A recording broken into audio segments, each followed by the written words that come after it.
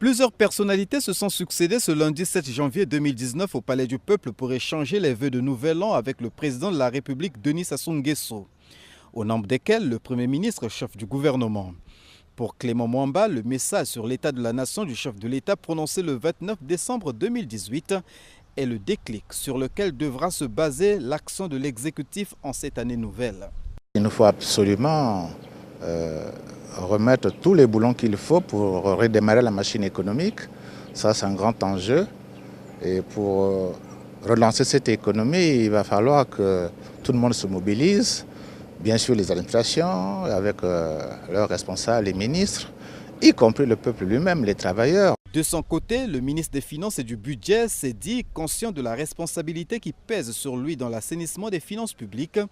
Calix Nganongo annonce que 2019 est l'année de grandes réformes dans son département. Lors du discours de fin d'année du président de la République, il a insisté sur le rôle, je dirais pas déterminant, mais le rôle important des régies financières, puisqu'il s'agit là de la mamelle, en fait, de la marche vers le développement. Donc c'est une très très lourde responsabilité et nous essayons de prendre à cœur cette responsabilité et nous allons opérer des réformes que nous estimons très très importantes, inédites pour certaines, et donc nous allons tout faire pour ne pas décevoir le chef de l'État. La ville de Pointe-Noire a récemment connu des inondations suite aux fortes pluies qui s'y sont abattues.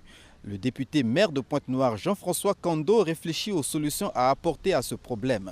Pointe-Noire est aujourd'hui dans l'eau, tout simplement parce que les populations inconscientes ont occupé les lits de rivière, les abords de lits de rivière, faisant de telle sorte que les engins que nous avons pour curer ces lits de rivière, pour leur redonner leur tirant d'eau, nous ne pouvons pas les déployer.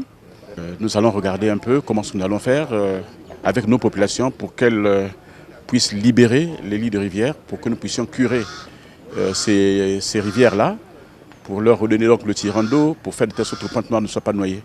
Brazzaville aussi est en proie à quelques difficultés comme celles liées au transport en commun et à l'assainissement. Sur ces questions, le maire Christian Roger Okemba rassure que des solutions vont être apportées.